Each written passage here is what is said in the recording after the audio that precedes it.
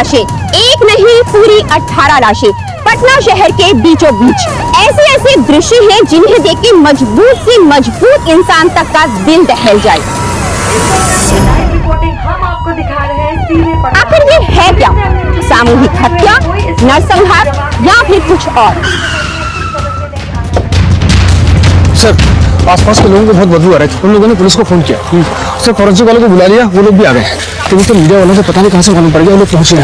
Media वाले को बाहर कर। सर एक सवाल, sir only one question sir. Sir, नरसंहार हुआ है और बहुत सारी लाशों को तो गोलियों में मार कर रखा है सर।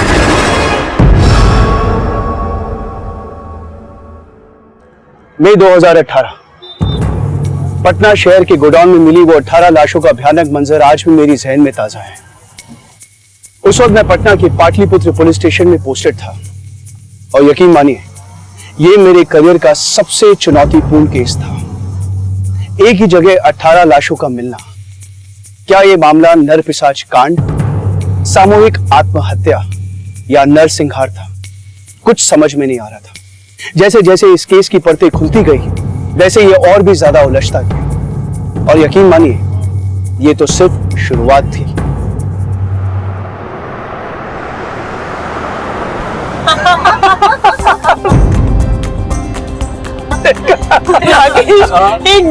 एकदम फटीचर जोक था। टीचर था तो तुम हंसी क्यों? और मम्मा इसे पीजे बोलते। पीजे माने पुअर जोक। एकदम पोल था। ओए जोक जोक होता ना, पुअर वोर नहीं होता, समझे क्या?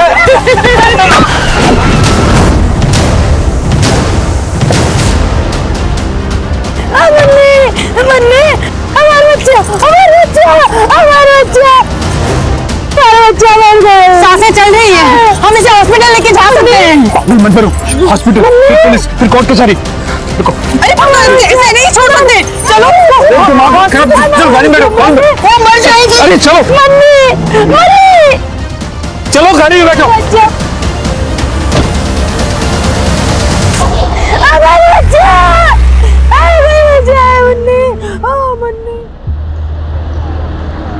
मम्मा वो लड़की मर तो नहीं गई? गलत किया राकेश, हमने बहुत गलत किया। अरे तुम चुप रहो, तुम्हें नहीं समझ में आएगा।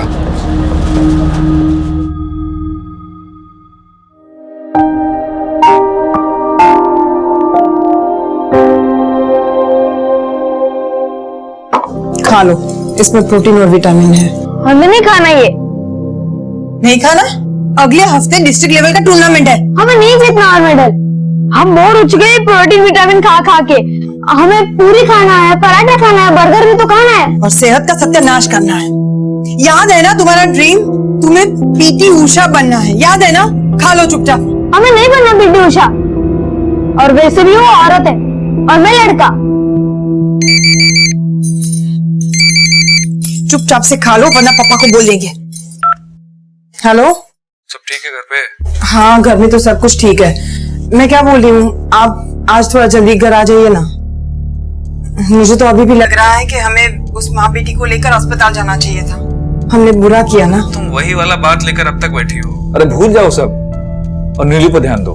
हाँ हाँ, उसे तो अभी अभी मैंने हेल्दी खाना दिया है। आप जल्दी आ जाइएगा। हाँ ठीक है। नीलू, नीलू कहाँ चला गया है? नीलू, नीलू क्या है ये? मम्मा पराठा खा रहा हूँ। तू पराठा नहीं, एक लपड़ खाएगा। रख, कितनी बार मना किया है पराठा खाने से? रख। अरे क्या बात है, तुम इतना क्यों नीलू को डांट रही हो? आप तो है ना बीच में बोलिए ही मत। मैं अपने बेटे से बात कर रही हूँ, बराबर से जानती हूँ मैं। मेरा बेटा स्पोर्ट्समैन है, मेडल लाता है, इसलिए आप जलते हो ना उससे। इसीलिए आप उसे पराठा खिला खिला के अपने बेटे जैसा, हाथी जैसा बनाना चाहते हो। देखो खबरदार, जो तुमने मेरे चिकू को हाथी कहा तो, और खबरदार आइंदा मेरे बेटे को पराठा खिलाया तो। चल नीलू। चल नीलू, बढ़िया है। सर ना ही मेरे पास कोई आईडी प्रूफ है और ना ही मेरे पास लिविंग सर्टिफिकेट है। कोई टेंशन वाला बात नहीं है, 500 रुपये अलग से लगेगा। ये लीजिए सर। सर नकली बनाओगे? अरे नकली असली कौन देखता है आजकल। सर मेरा काम तो हो जाएगा ना? अरे जब बोले हैं तो हो जाएगा। और जो एड्रेस बताया पहुंच जाना, ठीक है? ठीक है सर, थैंक यू। चलो। नीलू, नीलू, सुनीता जी, आपने मेरी नीलू को देखा है कहीं? नहीं। नीलू, अंकल जी, आपने मेरी नीलू को देखा कहीं? नहीं बेटा, हमने तो देखा नहीं। नीलू,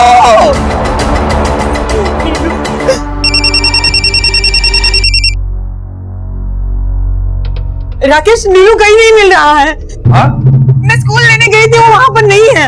अरे तो पास पड़ोस में देखी तुम जल्दी से घर पे आ जाओ, नीलू कहीं नहीं दिख रहा है मुझे। बस चलो, तो हम पहुंच रहे, तुम परेशान ना, चलो। नीलू, क्या हुआ? नीलू मिला? राकेश, नीलू कहीं नहीं है, मैंने सब जगह पे ढूंढ लिया, नीलू कहीं नहीं मिला। परेशान हुआ तो चलो दोबारा दिखते हैं। आ जाओ जल्दी। चलो जल्दी।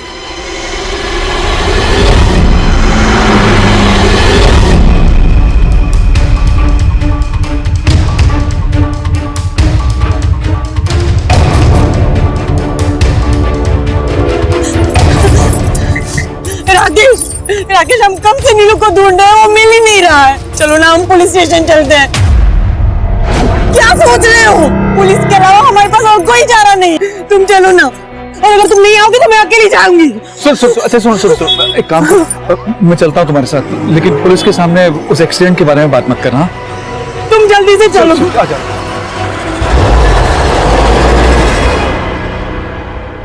ये हमारी नीलू की बुक। सुबह हम ही उन्हें छोड़ने गए थे स्कूल, और उसके बाद हर रोज की तरह शाम को मैं उसे लेने गई थी। भैया, कोई बच्चे दिख नहीं रहे, छुट्टी हो गई क्या? और नीलू कहाँ है? स्पोर्ट क्लास कैंसिल हो गई, 2 बजे सबकी छुट्टी हो गई। उसने आखिरी बार नीलू को स्कूल के गेट से बाहर जाते हुए देखा था, और उसके बाद सब जगह पे देख लिया, नीलू कहीं नहीं है सर। हो सकता है कि आपका बच्चा स्कूल से आने के बाद किसी फ्रेंड के या किसी नेबर के अपार्टमेंट में सब जगह पे देख लिया, नीलू कहीं नहीं है, नीलू कहीं नहीं है। हाल फिलहाल में आप लोगों के साथ कुछ हुआ? आस पड़ोस की कोई घटना, दुर्घटना? हो सकता है कि आपका बच्चा स्कूल से आने के बाद किसी फ्रेंड के या किसी नेबर के अपार्टमेंट में सब जगह पे देख लिया, नीलू कहीं नहीं है, नीलू कहीं नहीं है। हाल फिलहाल में आप लोगों के साथ कुछ हुआ? आस पड़ोस की कोई घटना, दुर्घटना?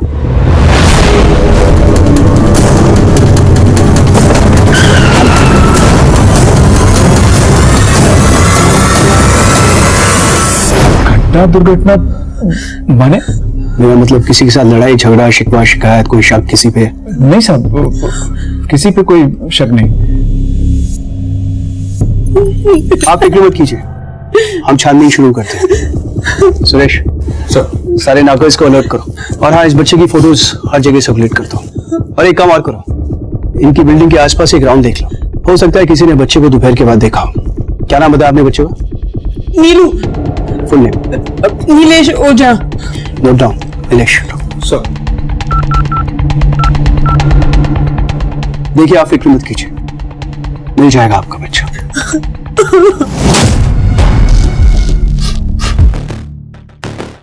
यार मिंटू, तेरे बाप की गर्लफ्रेंड का क्या हाल है बे? अबे मुनक्की, लिमिट में रह दो ना, ठीक है? लिमिट में। अच्छा, मंकी मैडम की बेटिया नेहा कुमारी ने ना कुकर्मी करके पूरे शहर में गंद फैला रखा है। असलम खान? कुकर्मी नहीं, असलम खान है तो आखिर तुम्हारी बहिन ही नेहा कुमारी। सौतेली। तुमको लिमिट में रहने को बोले हैं, समझ नहीं रहे हो क्या?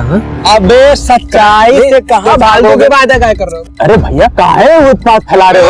अरे लड़ने की क्या जरूरत है? कहने को बोल रहे हैं, क्या मार रहा भाई? बहिन है तुम्हारी। अबे तो काहे उतावले हो?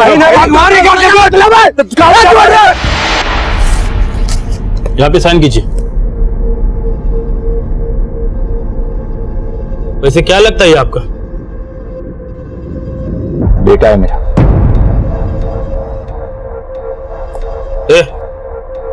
इधर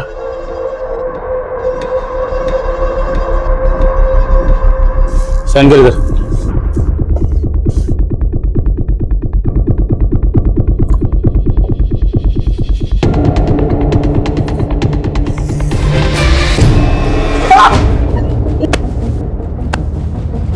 में निकल ले।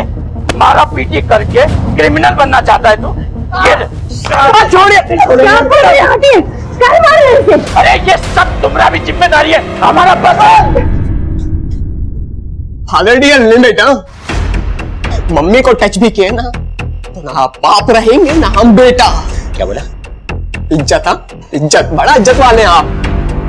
अपनी बीवी को प्रताड़ित आप कर रहे हैं। शादीशुदा होकर, एक लड़के के बाप होकर बाहर गर्लफ्रेंड आप रखे और इज्जत हम बर्बाद कर रहे हैं। पता है आज थाने में किसके कारण बंद हुए? आपके कारण। पूरे शहर में डिस्कशन हो रहा है आपकी रखेल की बेटी नेहा कुमारी के बारे में। का की है, निशानबाजी हो रहा है किसी असलम खान के साथ में। खान साहब से मोहब्बत चल रही है आपकी ये सौतेली बेटी। अब इज्जत कौन डुबा रहा है? ये आपकी सौतेली बेटी या अपना बेटा? बात करते हैं। मिंटू,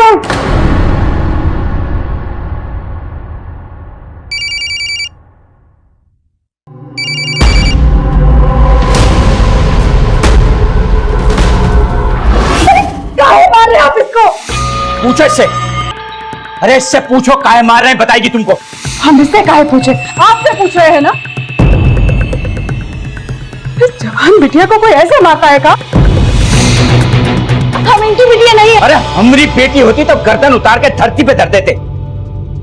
नाम सुना बोले जा रहे हैं आप। हुआ क्या है, कुछ बताएंगे भी? अरे मुंह पे कालिक पोत रही है वो। बता बता उस लड़के का नाम क्या है? बोल। अरे बोल काहे नहीं रही है? क्या बताएं?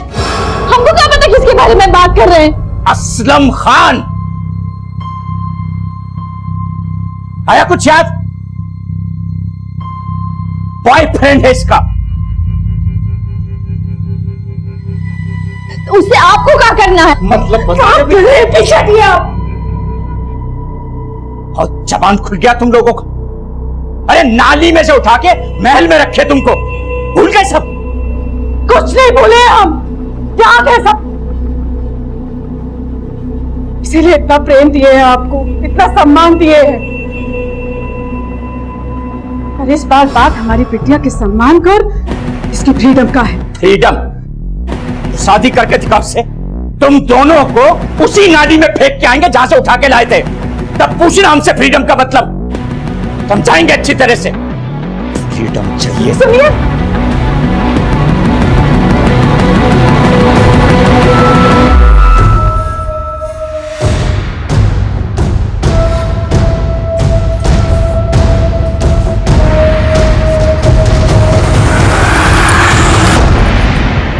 तो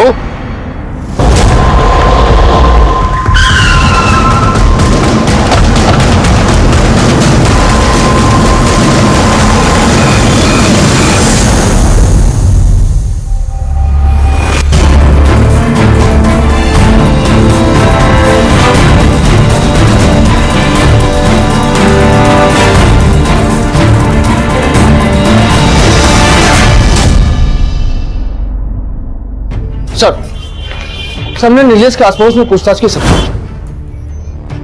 तो वहां हमें पड़ोसी से पता चला कि सर वो पिछले हफ्ते की बात है, महेश सारन है ना, उसका नीलेश भैया की फैमिली के साथ बहुत ही झगड़ा हुआ था। ये महेश सारन कौन है? सर वो राकेश भैया के पास वाले मकान में किराए से रहता है। झगड़े की वजह क्या थी? कहा बताएं साहब, एक दिन उसकी गाड़ी का शीशा टूट गया तो उसने नीलेश की पिटाई कर दी। बहुत ही झगड़ा हुआ था रजनी भाभी और महेश का। ये महेश कहाँ रहता है? यही पास में ही रहता है साहब। चलो दिखाओ। हाँ सर, उन्होंने बिना कोई वजह हमारी नीलू को मारा था। और सब हमने उसकी शिकायत उसके मकान मालिक से की। उसने कहा कि इस महीने के आखिरी तक उसे निकाल देगा। सर हम महेश सरन से पूछने गए थे, लेकिन उसके डेरा पर ताला लगा था। सर लगता है महेश सरन ने खुंदस में नीलेश को उठाया है और अब खुद ही गायब हो गया। आपसी रंजिश का मामला लगता है। क्या नाम बताया तुमने उसका? महेश सरन सर। उसके घर पे नजर रखो। सर एक बात और मालूम हुआ, सर नीलेश को लोगों के घर जा जाकर खाने का बहुत आदत था। इस बात को लेकर उसकी माँ का आस पड़ोस में झगड़ा हुआ करता था। बच्चे हैं, करते हैं सब। तुम एक काम करो, स्कूल के गेट से लेकर उसकी बिल्डिंग तक कितने सीसीटीवी है पता करो, कुछ अपनी फुटेज निकालो। और हाँ, नीलेश अगर उस रास्ते से गया है तो वो जरूर दिखेगा। सर हाँ बोलो। महेश सरन लौटा है। बात करो उससे, पूछो कहा था इतने दिन। सर मैं सच कह रहा हूँ सर, मैं जॉब की ट्रेनिंग के सिलसिले में 3 दिन शहर से बाहर था सर।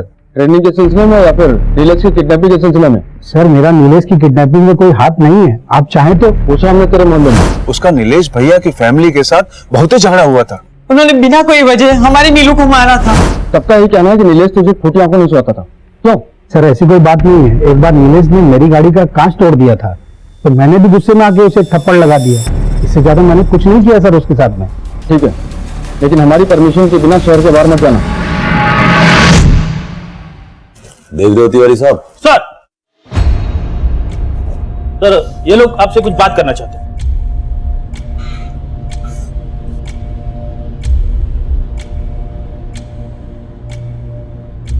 साहब हमारा नाम है विजय और ये हमारी बहन है दुर्गा।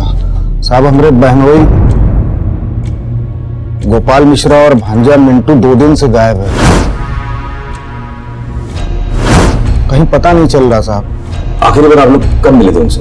3:30 बजे घर से निकले थे साहब, बहुत गुस्से में थे। घर में घुसते ही अलमारी से 20 लाख रुपए निकाले, बहुत टेंशन में थे। कहाँ जा रही है बैग लेके? छोड़िए इसे। मुंह मत चलाना मेरे सामने, बेटा मुंह तोड़ दूंगा।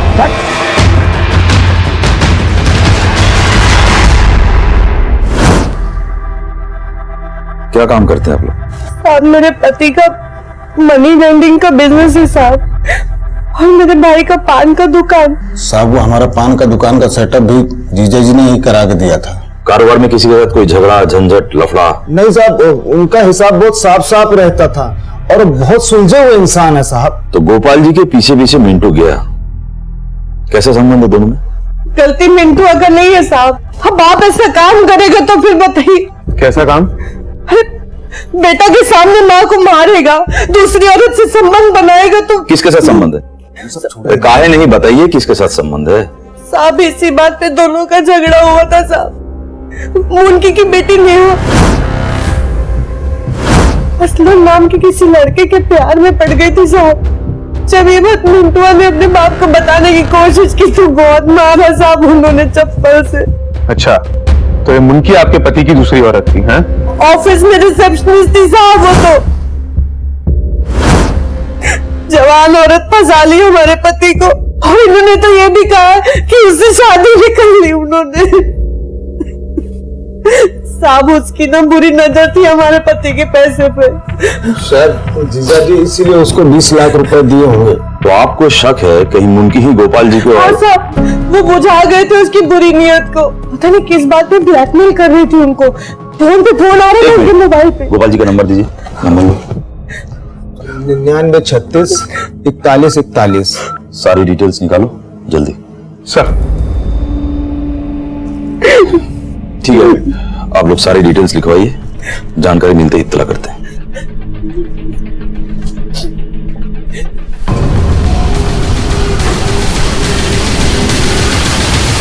गोपाल के ऑफिस में पता कीजिए कि कौन कौन से लोगों को पैसा देने वाले हैं। हो सकता है लेन देन के चक्कर में हादसा हुआ हो। और मुनकी, इससे बात करना होगा। मिंटू की बाइक और गोपाल के कार का सारी डिटेल्स और इन दोनों के फोन के सारी डिटेल्स कंट्रोल रूम को बोलिए, सारे थाने को इन्फॉर्म कर देंगे। Sir thanks. 4 साल की थी नेहा जब गोपाल हमसे ब्याह किए थे। कोई फसाई नहीं है उनको। अच्छा, तो क्या ये बात सच नहीं है कि नेहा और असलम के बीच में जो रिश्ता था उसके बारे में पता चलने के बाद गोपाल ने आपको अपनी जिंदगी से बेदखल करने की धमकी दी थी?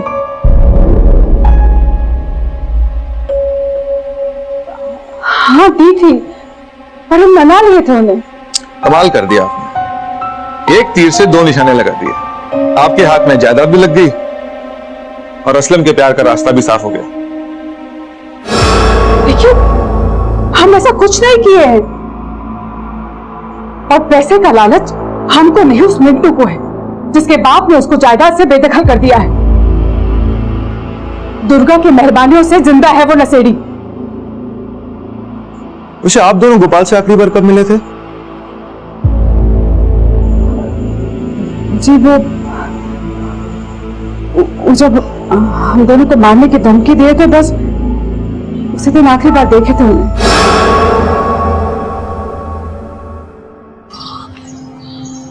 तो आपको लगता है कि मुनकी का गोपाल और मिंटू की मिसिंग से कोई लेना देना नहीं? सर हमको लगता है मिंटू का 20 लाख पर नियत था, इसलिए बाप के पीछे गया और उसको किडनैप कर लिया। और शायद गोपाल को किडनैप करने का प्लानिंग भी पहले से था, इसलिए अपना फोन घर पर छोड़ कर गया ताकि कोई ट्रेस न कर सके, और अब खुद पुलिस के डर से कहीं छुपा बैठा। अगर ये प्लान था तो बहुत ही बकवास प्लान था। गोपाल के पीछे मिंटू गया, ये बात सबको पता है, तो पहला शक उसी पे आएगा। और अगर प्लान करके किडनैप करना होता तो फोन घर छोड़कर क्यों होता? एक फोन इंसान के सारे राज खोल देता है।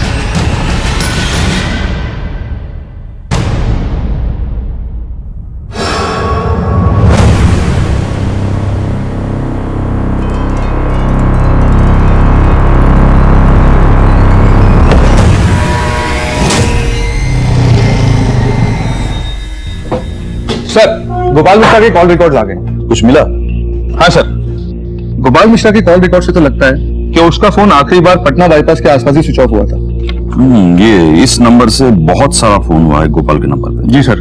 तो जिस रोज गोपाल मिश्रा गायब हुआ उसी रोज 25 बार कॉल आए थे, जिसमें से 18 बार तो मिश्रा जी ने कॉल उठाया भी नहीं। ये इस नंबर, ये नंबर है दिवाकर यादव।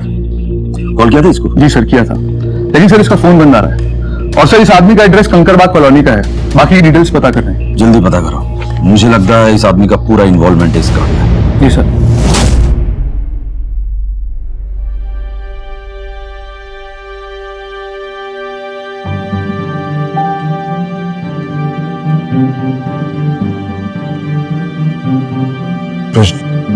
चलो कुछ खा लो। राकेश, क्या मैं इतनी बुरी माँ हूँ कि नीलू मुझे छोड़ के चला गया? कैसे उल्टी सीधी बातें कर रही हो तुम? तो फिर कौन हमसे बदला लेना चाहता है? कहाँ चला गया मेरा बच्चा? राकेश प्लीज तुम नीलू को कहीं से भी लेकर आओ, मुझे उसकी बहुत याद आ रही है। मेरा नीलू।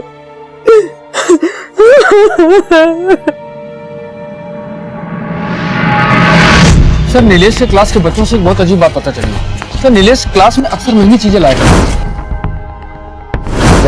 जैसे महंगी वॉच, टैबलेट। और सर सबसे अजीब बात तो ये है कि वो कहता था कि ये सारी चीजें उसे किसी मैजिक फोन से मिली है। Magic phone?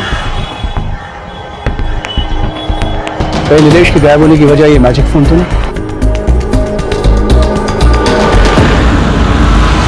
क्या हुआ सर? कुछ पता चला हमारे नीलू के बारे में? इन्वेस्टिगेशन चल रही है, इसलिए आपको बुलाया। राकेश, आपने कभी अपनी बच्ची को कोई एक्सपेंसिव गिफ्ट्स दिए, जैसे कोई टैबलेट वगैरह? नहीं साहब, हमने तो उसे कभी फोन तक नहीं दिया। नीलेश ने कभी आपको किसी मैजिक फोन के बारे में बताया? नहीं, कभी नहीं। नीलेश के दोस्तों के हिसाब से उसके पास जो टैबलेट था बड़ा एक्सपेंसिव था, वो उसको मैजिक फोन की वजह से मिला था। क्या आपको ये भी नहीं मालूम कि उसको एक्सपेंसिव गिफ्ट कौन देता था? विकास। नीलू का विकास के घर पे बहुत आना जाना रहता था, और विकास कभी कभार उसे चॉकलेट्स, केक्स सब कुछ देता था, जो मुझे बिल्कुल पसंद नहीं था। हो सकता है ये विकास ने ही वो मैजिक फोन लाया हो उसके लिए। चॉकलेट्स, गिफ्ट्स, कोई खास वजह? सर वजह तो कोई नहीं थी। नीलू अक्सर मेरे घर पे खेलने आया करता था, धीरे धीरे हम दोनों की दोस्ती हो। दोस्ती हुई तो उसे एक्सपेंसिव गिफ्ट देगा तू? बच्चे को महंगे गिफ्ट देगा? सच बता, वरना मैं तुझे मेरा मैजिक दिखाऊंगा।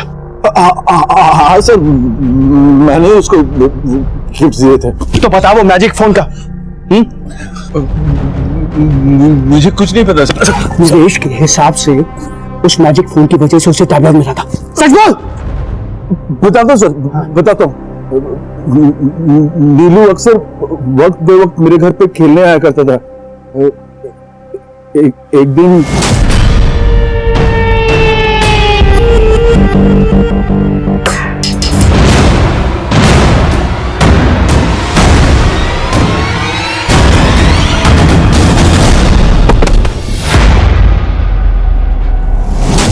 क्या कर रहा था तू? हाँ सच्ची बोल।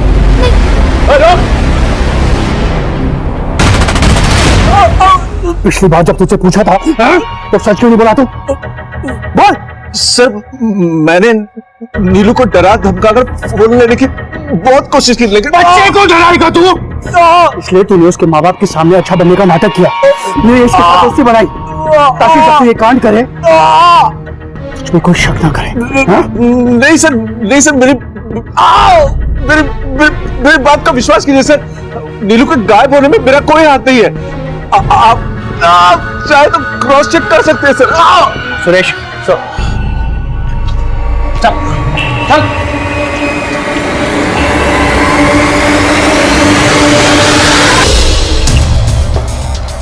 सर इस विकास के खिलाफ भी कोई सबूत नहीं मिला। तो ऐसा तो नहीं कि हम गलत डायरेक्शन में इन्वेस्टिगेट कर रहे हैं।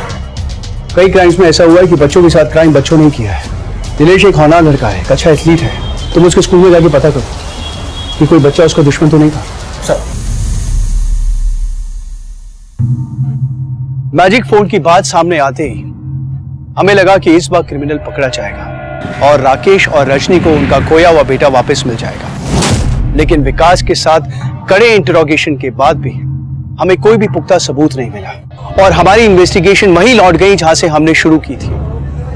हमने फिर से पूछताछ शुरू की और इस बार शक के घेरे में थे राकेश और रजनी, नीलेश के पेरेंट्स। हमने उनकी कंप्लीट हिस्ट्री मंगाई, लेकिन सब कुछ जानने के बाद भी कोई ऐसा पॉसिबल पहलू सामने नहीं आया जो नीलेश के गायब होने में पॉसिबल मोटिव हो। रजनी का नीलेश के लिए पॉजेसिव व्यवहार एक पहलू बन सकता था, लेकिन वो इतना बड़ा भी नहीं था कि एक मां पर शक किया जा सके। इस केस में क्राइम का मोटिव मिलना मुश्किल हो रहा था, इसलिए हमने हर पहलू पर दोबारा काम करना शुरू कर दिया।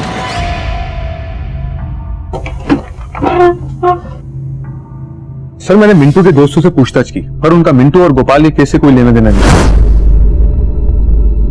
और हाँ सर, वो असलम का बैकग्राउंड भी चेक किया, उसका भी मिंटू और गोपाल के केस से कोई लेना देना नहीं है। पर सर जब मैंने गोपाल के ऑफिस में छानबीन की तो उसका पता चला कि गोपाल का पैसे लेने देने का बिजनेस था, जिसमें गोपाल को पैसे लेने से ज्यादा पैसे देने थे। माने मतलब ये कि सर गोपाल पर काफी सारे लोगों का कर्जा था। मनी लेंडर कर्ज क्यों लेगा? वही तो सर, लगता है कि उसका कुछ और भी बिजनेस है। फिर तो गोपाल के गायब होने में किसी देनदार का भी हाथ हो सकता है। अच्छा, गोपाल के क्रेडिटर लोगों का लिस्ट मिला? नहीं सर, लगता है गोपाल कोई पर्सनल डायरी मेंटेन करता था। उसके ऑफिस में सिर्फ रजिस्टर मिला है और इसमें नाम नहीं, कोड वर्ड्स है। और उसके ऑफिस वालों का कहना है कि ये जो कोड वर्ड्स है ये क्रेडिटर्स के नाम है, जिनका उन्हें खुद भी नहीं मालूम कि हैं कौन लोग।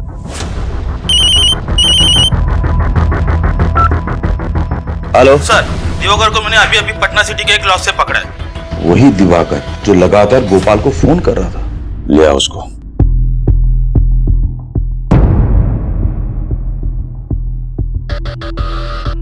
मुझे क्यों बुलाए साहब यहाँ?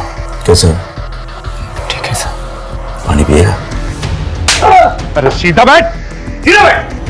किस लिए भाग रहा था? भाग नहीं रहे थे सर, हम तो ढूंढ रहे थे। किसको? उसी को जो सबका पैसा लेकर फरार हो गया है, गोपाल मिश्रा। वो तो कर्जा देता है। ये सब ढकोसले है साहब, वो तो बहुत बड़ा सट्टेबाज है। किस बात का सट्टा? बता दे किस बात का सट्टा। ये बहुत धारा लगेगा तेरे पे। अबे बोलेगा कि नहीं बोलेगा? आप बोलता हूँ साहब, बता।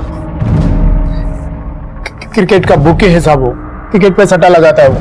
और तेरा क्या कनेक्शन है? मैं भी उसके पास सट्टा खेलने जाता हूँ साहब। अच्छा ये बता, सट्टा लगाता कहाँ है? और किसी को सट्टा लगाना हो तो किसके पास जाना पड़ता है? सारा धंधा फोन पर होता है साहब, और भरोसे पर। और किसी अनजान आदमी को सट्टा लगाना होता है तो रेफरेंस का जरूरत होता है। वही हम गलती कर बैठे साहब। हमने कपिल को गोपाल से मिलवाया। गोपाल भाई, कपिल नाम का आदमी है, उसको खेलना है। ऐसा खा के भाग तो नहीं जाएगा? अरे सर, मेरी जवाबदारी है, आप टेंशन मत लो। मैं आपको एक कॉन्फ्रेंस से लेता हूँ, एक मिनट। हेलो कपिल। हाँ गोपाल भाई आना, ऑनलाइन पे बात करना। भाई जी आप चिंता मत कीजिए, मेरे ऊपर भरोसा रखिए। हाँ गोपाल भाई, अपना ही है, अपने आदमी है। जब सारी डीलिंग फोन पर होती है तो पैसे का लेन देन कहाँ होता है? साहब, हर भूखी का अपना एक कैश पॉइंट होता है शहर में, वहीं से इनडायरेक्ट पैसों का लेन देन होता है। गोपाल का कहाँ है? गोपाल का कहाँ है? ओ विजय का दुकान साहब, विजय का दुकान। साहब, हर बुकी के पैकेट के ऊपर एक कोड होता है और कस्टमर के कोड से उसको कोड को मिलाया जाता है। उसके बाद वो पैकेट लिया और दिया जाता है। उसके बाद हम गोपाल को फोन कर देते हैं साहब। पैकेट लेकर जाते हैं, कोई पैसा नहीं गिनता? साहब ये बेईमानी का धंधा है, ईमानदारी से चलता है। ये बता, बुकी इतने पैसे के लेन देन का हिसाब कैसे रखता है? हर बुकी के पास फोन, सिम्स और डायरी होती है और उनका एक अकाउंट टीम भी होता है। वही सब पैसे का लेन देन मैनेज करते हैं। कपिल तुझसे पैसा क्यों मांग रहा था? कपिल सट्टे की एक बाजी में बहुत सारा पैसा जीता था साहब। मैं 20 लाख रुपए जीत गया। 20 लाख। गोपाल ने पैसे देने से मना कर दिया। क्यों मना कर दिया? क्योंकि उसने बोला कि उसने गलत सेशन खाया है और गोपाल ने बोला कि कपिल ने गलत सेशन खेला है, इसलिए उसकी बेट नहीं मानी जाएगी और उसने पैसे देने से मना कर दिया।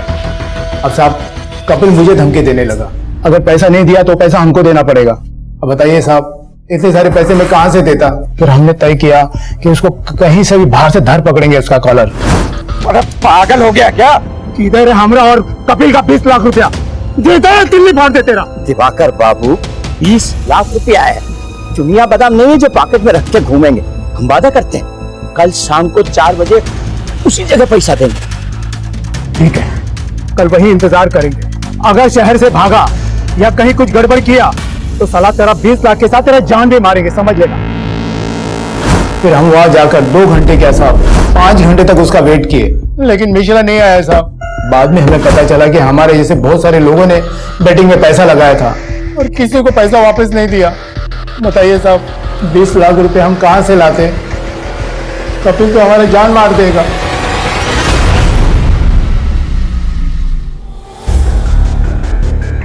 सर ये भी तो हो सकता है कि दिवाकर ने कपिल के साथ मिलकर गोपाल का मर्डर किया। मिलकर क्यों? दोनों अकेले में भी कर सकता है। और लाश कहां है? और मिंटू को मारने का इन लोगों के पास कोई कारण नहीं है। सर हमको लगता है कि आप कहीं कुछ इशारा कर रहे हैं। इशारा करने की उम्र चला गया है तिवारी जी, समझने की कोशिश कीजिए। यहां मसला कुछ और है। सर, गोपाल मिश्रा का गाड़ी मिल गया, पटना दानापुर बाईपास के अंदर एक सड़क पे खड़ा है।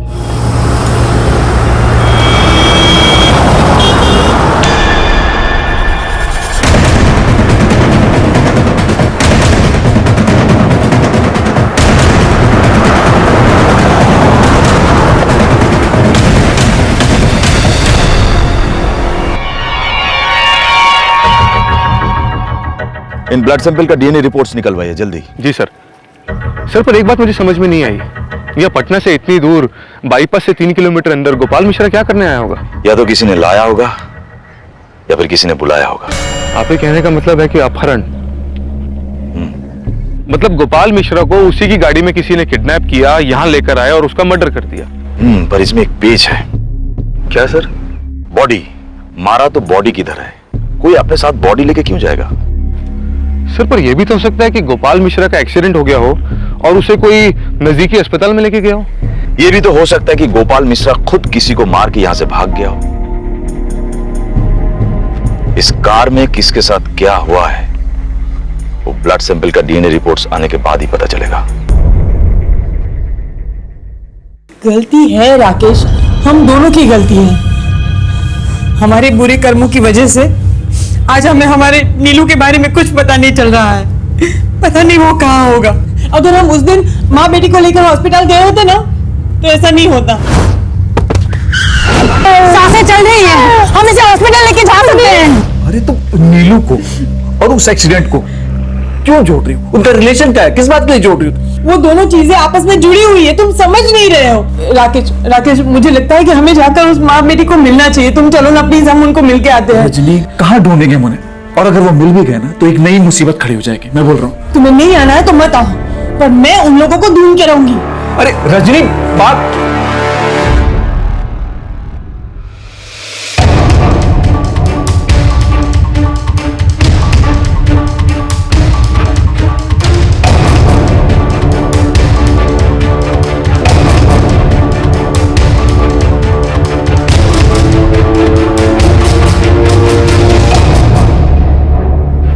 हम उस दिन के लिए बहुत शर्मिंदा हैं। हमें आप लोगों को ऐसे छोड़ के नहीं जाना चाहिए था, हॉस्पिटल लेके जाना चाहिए था। गरीब का हालत तो ऐसा ही होता है। वो तो भगवान ने बचा लिया, 18 टाका लगाए माथा में, मरी जाती नहीं तो। यकीन मानिए उस दिन से एक रात भी चैन की नींद नहीं सो पाए हैं हम। हमारे परिवार की तरफ से हम माफी मांगते हैं, प्लीज हमें माफ कर दीजिए। एक बात पूछे आपसे, आपको हमारी बेटी के बारे में कुछ पता है? बेटा? कौन बेटा? हमारा बेटा नीलू, जिस दिन ये एक्सीडेंट हुआ उसके अगले ही दिन से वो लापता है, अभी तक नहीं मिल रहा है। कुछ पता है तो प्लीज बताइए ना।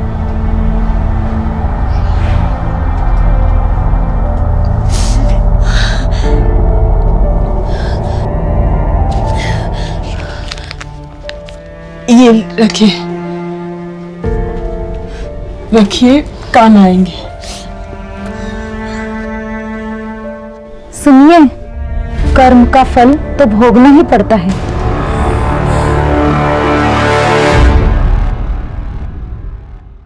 जैसे ही एक्सीडेंट हुआ तो हम लोग गए, देखा माँ बेटी दोनों दुख में तड़प रहे थे, मगर फिर भी हम लोग वहां से निकल गए। ये सब आपने मुझे पहले क्यों नहीं बताया? सर हम लोग डर गए थे। आपको पता है ना, देश में इतने सारे एक्सीडेंट्स में इतनी सारी मौतें इसलिए होती है क्योंकि उन्हें वक्त पर अस्पताल में ले जाया जाता। और आप तो कमाल है, खुद ही टक्कर मारे और खुद ही वहां से भाग गए। गनीमत है वो बच गई। सर हमने जाकर देखा, माँ बेटी दोनों सही सलामत है। किस्मत है आप लोग की कि वो बच गए, और आप दोनों के खिलाफ वो कंप्लेन नहीं लिखवाना चाहते, वरना लंबी सजा होती है आप दोनों को। सजा तो अभी भी भुगत ही रहे हैं ना। पता नहीं हमारा नीलू कहाँ होगा। नीलेश का केस हमारे लिए एक बहुत ही बड़ा चैलेंज बनता जा रहा था। स्कूल, कॉलोनी, दोस्तों, रिश्तेदारों से घंटों पूछने के बाद भी उसके डिसअपीयरेंस से जुड़ा हमें कोई क्लू नहीं मिला। बार बार हमारे जहन में एक ही सवाल था कि आखिर वो बच्चा गया किधर। ना फिरौती से कॉल आई, ना उसकी डेड बॉडी मिली। रजनी और राकेश के एक्सीडेंट के कन्फेशन के बाद यकीन मानिए मैंने इस केस में एक अलग पहलू से सोचने की कोशिश की, लेकिन उस एक्सीडेंट का तार नीलेश के गायब होने से नहीं जुड़ा था। इतने बड़े शहर में इतने सारे लोगों के बीच आखिर वो बच्चा कहाँ गायब हो गया? मुझे यकीन हो गया था कि ये एक सोचे समझे अपराध का शिकार था और मुझे उस अपराधी तक जल्द से जल्द पहुंचना था। सर, ये गाड़ी में मिले ब्लड सैंपल रिपोर्ट है जो गोपाल और मिंटू से मैच कर रहे हैं। और एक चीज देख रहे हो, गोपाल के केस में ब्लड वॉमिट हुआ था, ब्लड में पॉइजन के ट्रेसेस मिले, यानी फूड पॉइजनिंग। मतलब किसी ने जहर देने की कोशिश की। सर, पर मिंटू के ब्लड सैंपल रिपोर्ट में तो जहर है ही नहीं। अजब खेल है। मिंटू गोपाल के पीछे पीछे निकला, गाड़ी में दोनों में हाथापाई हुई, खून बहा, पर कौन मरा कौन जिंदा ये समझ में नहीं आ रहा है। और अगर कोई मरा तो बॉडी कहां है? और सर, सोचने वाली बात यह भी है कि आखिर गोपाल मिश्रा को जहर देगा कौन?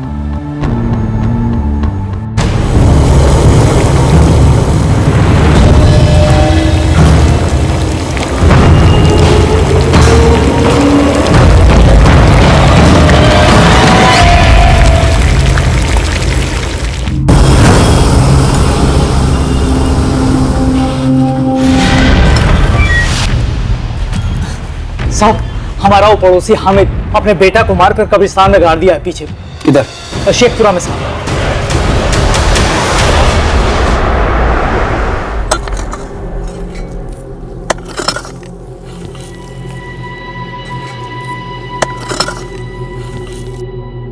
सर, यहां कुछ भी नहीं है।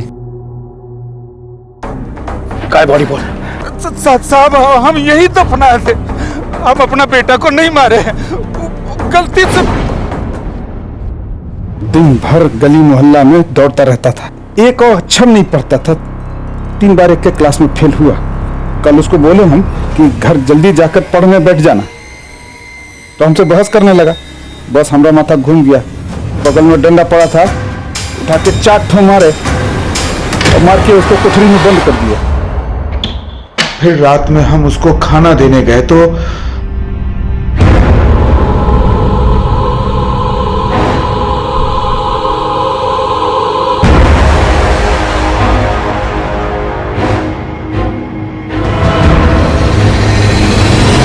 बाप है या जानवर, कोई अपने बच्चे को ऐसे मारता है? हाँ? तू जानता है ना, बच्चों को मारना कानूनी जुर्म होता है। क्या बॉडी बोल। अब यही दफनाए थे साहब, पता नहीं कौन खोद के ले गया। ले जाओ साहब। हम रोज रात 10 बजे तक यहाँ पहरा देते हैं साहब। यही बगल में हमारा डेरा है साहब, हमको कुछ नहीं मालूम साहब। सच बोल रहा तू? हाँ साहब, सच बोल रहे साहब। हाँ साहब। सुरेश, इसका स्टेटमेंट लो। और यहाँ जितने भी लोग आते जाते हैं उनकी भी डिटेल्स निकालो और छानबीन करो। सर कबर खोद कर बॉडी चुराने का क्या मतलब हो सकता है? किसी को बच्चे की लाश चाहिए होगी और क्या। लेकिन सर नीलेश भी तो गायब है।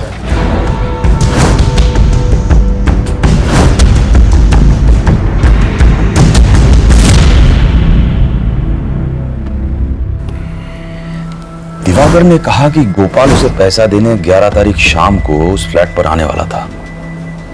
सर लेकिन दुर्गा ने तो बोला था कि वो 3:30 बजे ही 20 लाख रुपए लेकर घर से निकल गया था। और गोपाल के घर से यहाँ तक की दूरी लगभग 7 किलोमीटर है, मगर वो 3:30 बजे घर से निकला तो लगभग 3:50 तक यहाँ तक पहुंच जाना चाहिए था। पर सर गोपाल तो फ्लैट पे पहुंचा ही नहीं। गोपाल मिश्रा को जहर या तो मिंटू ने दिया होगा या कोई और। सर अभी दूसरे थाने से फोन आया था, गोपाल जिसका पैसा खा गया था वो कपिल, उसने सुसाइड कर लिया। क्या?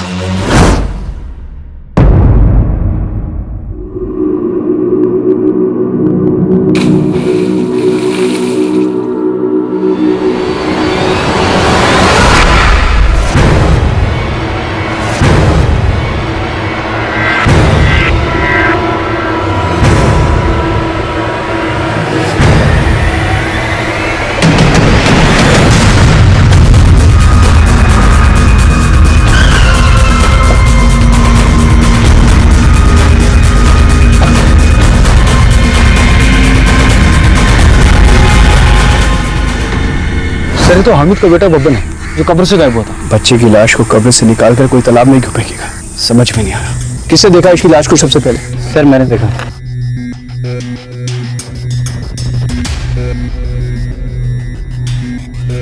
एक काम करो, जल्दी से बॉडी का पोस्टमार्टम कराओ, आसपास के सारे इलाके छान मारो और हाँ कोई भी संदिग्ध आदमी देकर उठा लो उसे।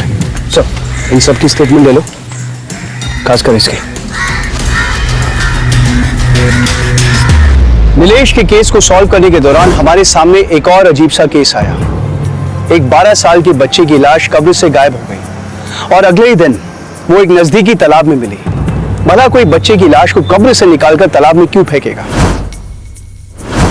यह हमारे लिए एक सवाल बहुत ही उलझाने वाला था।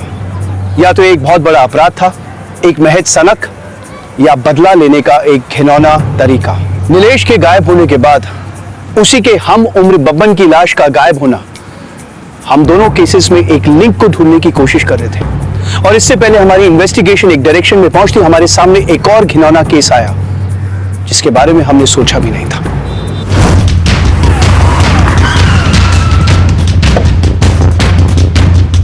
सर आसपास के लोगों को बहुत बदबू आ रही थी, उन लोगों ने पुलिस को फोन किया था और सर फॉरेंसिक वालों को बुला लिया, वो लोग आ चुके हैं। मीडिया वाले को बाहर करो। Only one question,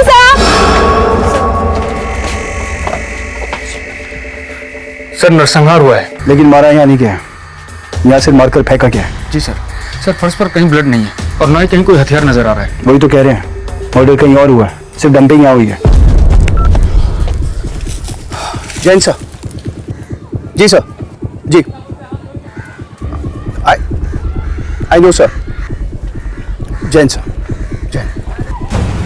एसपी साहब सर, पूरी मीडिया हरकत में आ चुकी है। इससे पहले ये मामला आग की तरह पहले हमें यही सॉल्व करना है। सर फॉरेंसिक वाले आए क्या? जी। फॉरेंसिक वाले को बोलो जल्दी से जल्दी हमें रिपोर्ट सबमिट करें। और सुनो, उड़ान वाले को उठाओ।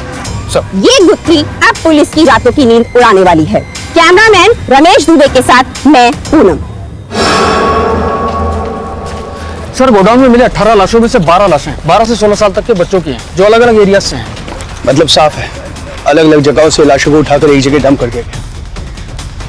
सर इनमें से कुछ की तो मिसिंग कंप्लेंट्स हैं और कुछ लाशों को शमशान और कब्रिस्तान से चुराया गया है। सर शमशान और कब्रिस्तान, जैसे बब्बन की लाश को चुराया गया था। जी। लेकिन फिर उसकी लाश को पानी में क्यों फेंका गया, मुझे कुछ समझ नहीं आया। कहीं ऐसा तो नहीं कि जिन लोगों ने बब्बन की लाश को चुराया उन्हीं लोगों ने। लेकिन सर कोई इतनी लाशों को चुरा कर करेगा क्या? सर कहीं ऐसा तो नहीं कि ये नरबली या नरपिशाच कांड या फिर ह्यूमन ट्रैफिकिंग? इतने बड़े पैमाने में इतनी सारी लाशों को इकट्ठा करना, शायद उसे सड़ने के लिए रखा हो, लेकिन कोई ऐसा करेगा क्यों? एक बात और सर, इन सभी बच्चों में से 5 बच्चे डिस्ट्रिक्ट लेवल के स्पोर्ट्स प्लेयर थे और नीलेश भी स्पोर्ट्स प्लेयर है सर, जो गायब है। बब्बन की लाश मिल चुकी है, नीलेश की नहीं। हो सकता है नीलेश जिंदा हो। हमें सबसे पहले ये पता करना हो कि बब्बन, नीलेश और इन 18 लाशों में कोई लिंक है या नहीं है। तुम एक काम करो, नीलेश की बिल्डिंग और उस स्कूल के आसपास के सारे चक्कर वापस कटवाओ और डिटेल्स मुझे दो। सर सर ये उस जगह का मालिक है जहां सारी लाशें मिली। नमस्ते हुजूर। उसने हमसे कहा कि ये जगह शहर से थोड़ा दूर है, उसका दारू का फैक्ट्री डालना है, इसलिए हमने उसको ये जगह दे दी। इससे ज्यादा हमको और कुछ नहीं पता है साहब। नंबर दो उसका। जी हुजूर।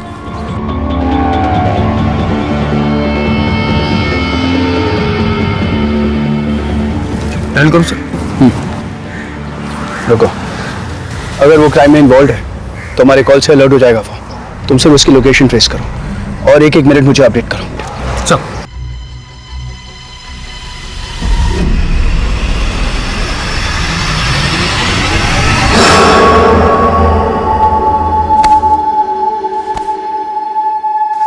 अरे यहाँ क्या कर रहे हो? कब से तुमको ढूंढ रहे हैं। मैं गिल्ली डंडा खेल रहा हूँ।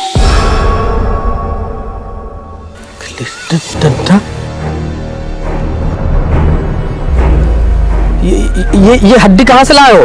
ये वहाँ।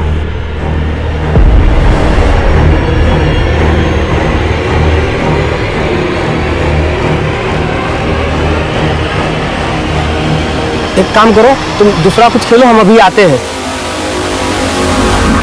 ओके, अच्छा, ठीक है, ठीक है। सर आपने जो नीलेश के स्कूल में तहकीकात करने को बोला था, वहाँ कुछ खास तो मिला नहीं, लेकिन स्कूल के बच्चे और आसपास के लोगों ने बताया कि वहाँ कोई पानी पूरी का ठेला लगाता था। लेकिन जिस दिन से नीलेश गायब है उस दिन से वो नजर नहीं आया। किसका ठेला था? सर नाम तो लोगों को नहीं पता, लेकिन बोल रहे हैं कि कोई दाढ़ी मूंछ वाला आदमी था। आसपास के लोगों को बुलाओ और उसका स्केच बनाओ जल्दी। सर। हेलो, क्या? ठीक है, हम पहुंचते हैं। सर, कांची तालाब के पास कोई लाश मिली है। कांची तालाब।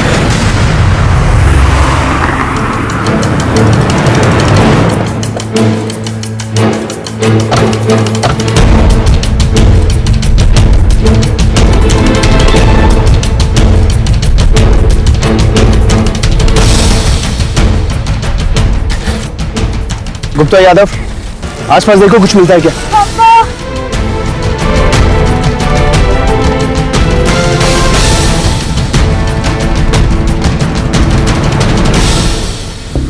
गला घोट के हत्या की है इसकी, बॉडी पोस्टमार्टम के लिए भेजो। सो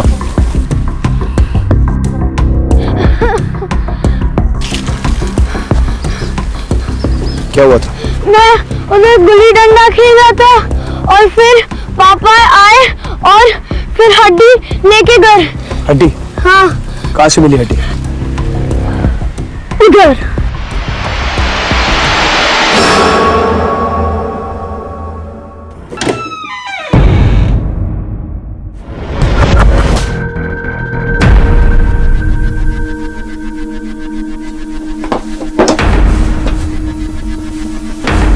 या तो हड्डियों की पॉलिश भी की जाती है।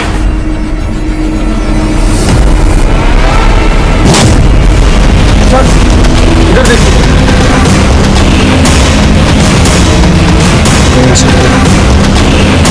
जितने भी कंकाल यहाँ पड़े हैं वो पहले लाशों।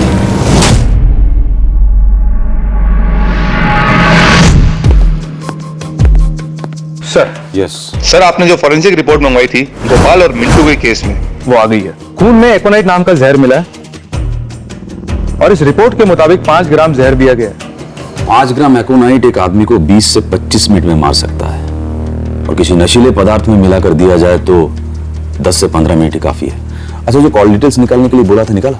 Yes sir. सर, मैंने गोपाल के बिटिंग सर्कल में काफी सारे लोगों को ट्रेस किया, लेकिन सर ये एक नंबर देखिए।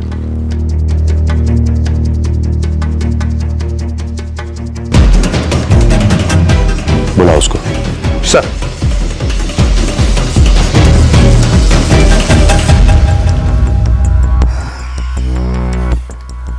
विजय बाबू, अपने जीजाजी से इतनी नफरत कि जहर देकर उसे मार दिया? साहब हमने कुछ नहीं किया है, हम सच बोल रहे हैं। साहब साहब बाकायदे शुरू करेगा या मैं धुलाई शुरू करूं? सब बता रहे साहब। माना कि साहब गोपाल ने हमें रुपए पैसे की मदद की थी, लेकिन वो बहुत कमीना इंसान था साहब, जानवरों जैसा अत्याचार करता था साहब। हर दूसरे दिन हमारी बहन का फोन आता था कि आज फिर उसने मारा। बताती थी साहब कि कहां कहां चोटें आई। साहब 11 तारीख की दोपहर को मेरी बहन का फिर से फोन आया। हाँ दीदी। भैया, आपके जीजा जी उस चुड़ैल के लिए पैसे लेकर गए, आज फिर उन्होंने मुझे मारा। अरे जीजी रो मत, तुम चिंता ना करो। हमने सोचा इस गोपाल का कुछ करना ही पड़ेगा। गोपाल के बेटिंग रैकेट खुलते ही मुझे तुझ पर शक हो गया था। तेरे कॉल रिकॉर्ड से हमें पता चला कि जिस दिन गोपाल और मिंटू गायब हुए थे उसी रात को तूने एक शमशान घाट में कॉल किया था। हमारा तुझ पर शक बढ़ता गया, इसलिए हमने तेरी खोजबीन शुरू की। सर, गोपाल रोज 3:30 बजे के आसपास विजय की दुकान पर 30 सेकंड के लिए रुकता है, वहां से एक पुड़िया लेता और निकल जाता है। फॉरेंसिक रिपोर्ट में ब्लड वॉमिट, तभी मुझे पता चल गया कि किसी नजदीकी आदमी ने उसे जहर दिया है। गोपाल ने घर में आखिरी बार कितने बजे खाना खाया था? सब वो तो 3 बजे गए थे, कुछ 1 बजे के आसपास चाय पी थी बस। 1 बजे?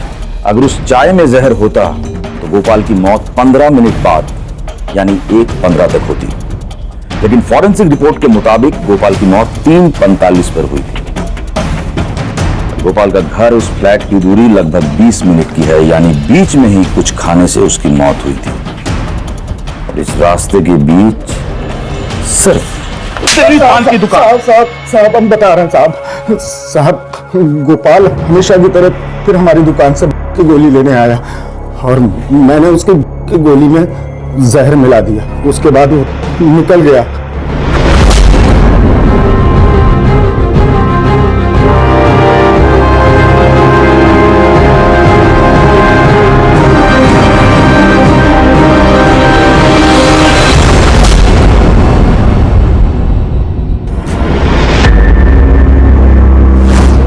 मैंने देखा कि गोपाल का बेटा मिंटू उसका पीछा बाइक से कर रहा है। गोपाल की गाड़ी आगे जाके रुक गई और तब तक उसका बेटा मिंटू वहां पहुंच गया और उसके नोटों से भरे बैग को छीनने लगा। दोनों में हाथापाई होने लगी। उसी दरमियान गोपाल को खून की उल्टी हुई। मेरा इरादा नहीं था कि मैं मिंटू को मारूं, और मिंटू गोपाल को बचा लेता तो मेरा राज बाहर आ जाता। इसलिए मैंने बड़ा सा पत्थर उठाया और मिंटू के सर पे दे मारा।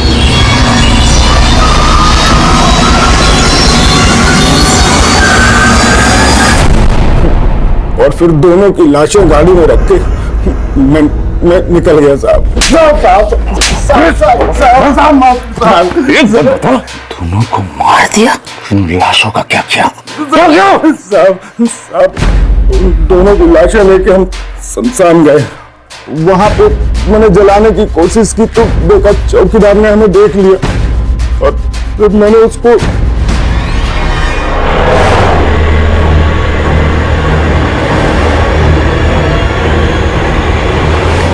आप बिल्कुल फिक्र मत करिए, हम इन लाशों को जला देंगे, किसी को कुछ पता नहीं चलेगा।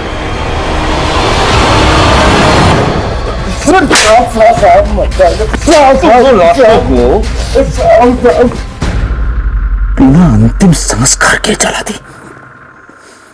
ले जाओ इसको अंदर, अच्छे से धुलाई करना है इसकी। ले इसको।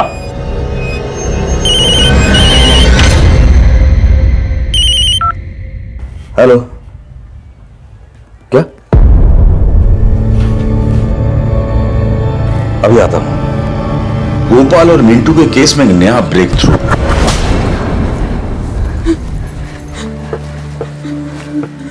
गोपाल जी, ये तो हमारे मिंटू की टी-शर्ट है। ओ मिंटू,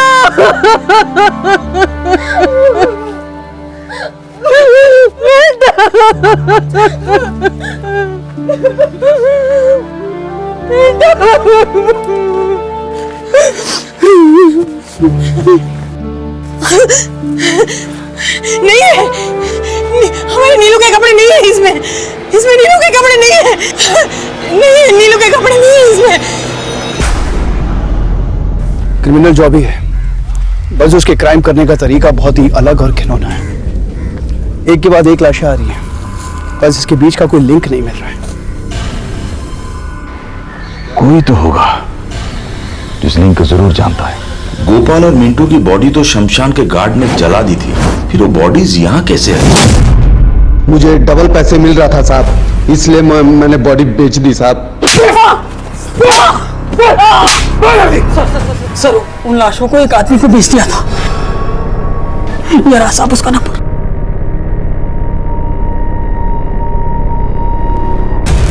ओके ठीक है ठीक है सर, गोडाउन वाले ने जो नंबर दिया था वो किसी बाबू मंडल के नाम पर रजिस्टर्ड है। वो नंबर काफी टाइम से बंद था, लेकिन अभी 5 मिनट पहले ही एक्टिव हुआ है। ये रहा वो नंबर सर। हम रोज रात 10 बजे तक यहाँ पहरा देते हैं साहब, यहीं बगल में हमारा डेरा है साहब। सुरेश सर, वो जो ग्रेवयार्ड का सिक्योरिटी गार्ड था उसकी कॉल डिटेल्स दिखाओ सर। जल्दी।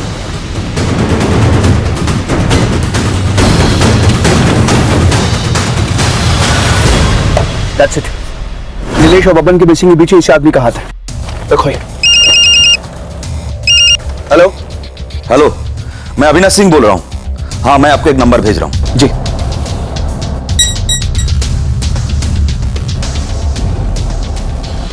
इसकी लाइव लोकेशन निकालो। हेलो, अभी मैं आपको एक नंबर भेज रहा हूँ, इसकी लाइव लोकेशन चाहिए तुरंत। सर। हाँ, बाबू का फोन बंगाल बॉर्डर की तरफ जाता हुआ शो हो रहा है। इसका मतलब वो शहर छोड़ के बंगाल की तरफ भाग रहा है। तुम एक काम करो, सारे नाके अलर्ट करो और इसकी स्केचेस हर जगह सर्कुलेट कराओ।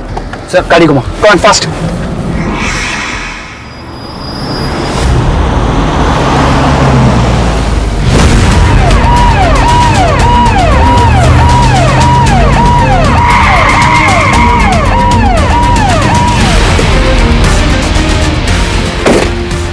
नीचे उतर, नीचे उतर।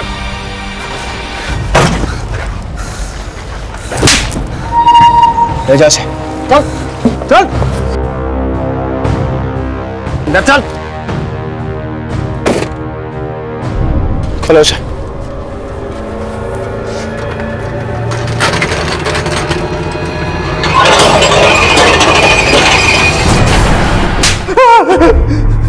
याद आया कुछ?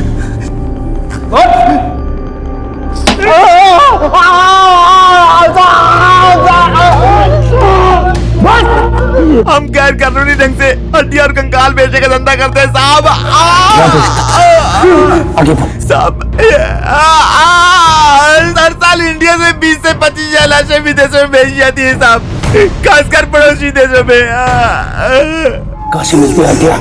कहाँ से मिलती है हड्डियाँ? कभी कब्रिस्तान से, कभी शमशान घाट से साहब, कभी अस्पताल की लावारिस लाशें साहब।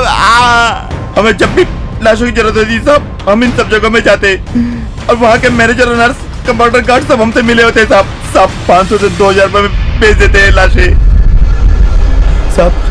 कई बार हड्डियों के लिए लोगों को मार भी देते हैं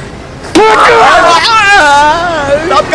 कारण होता है साहब, कारण होता है साहब।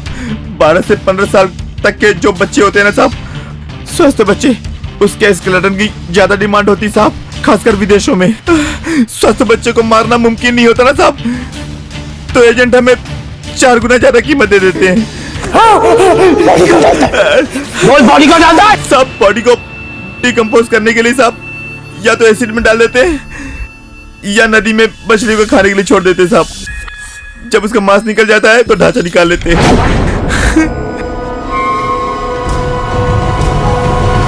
सब विदेशों में इन हड्डियों से एप्रोडिसिक यानी यौन शक्ति बढ़ाने की दवाई बनती है साहब। विदेशों के मेडिकल कॉलेज में रिसर्च और स्टडी के लिए इनको यहाँ पे कंकाल भेजते हैं साहब। नीलेश की बॉडी मुझे अभी तक नहीं मिली, ना उसके कपड़े।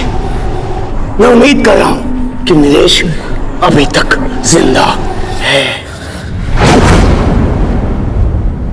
हमें एक हेल्दी टीनेज लड़के के स्केलेटन की रिक्वायरमेंट आई थी, उसके लिए एजेंट बहुत सारे पैसे देने को भी रेडी था।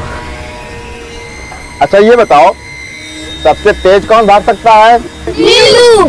हाँ, फिर मैंने मौका पाकर जब नीलू पानी पूरी खाने आया,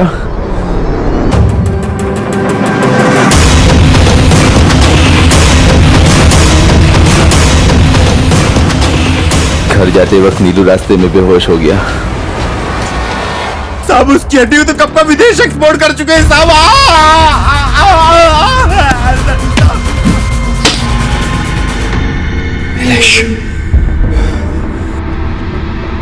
नीलेश को तो हम बचा नहीं पाए, लेकिन इस बात की तसल्ली है कि बोन रैकेट चलाने वाले खतरनाक अपराधियों को हमने पकड़ लिया। इस केस का मुख्य आरोपी बाबू मंडल और उसके साथियों को नीलेश और उसके जैसे कई बच्चों को मारने और उनकी हड्डियों का गैर कानूनी व्यवसाय करने के जुर्म में कड़ी से कड़ी सजा दी गई।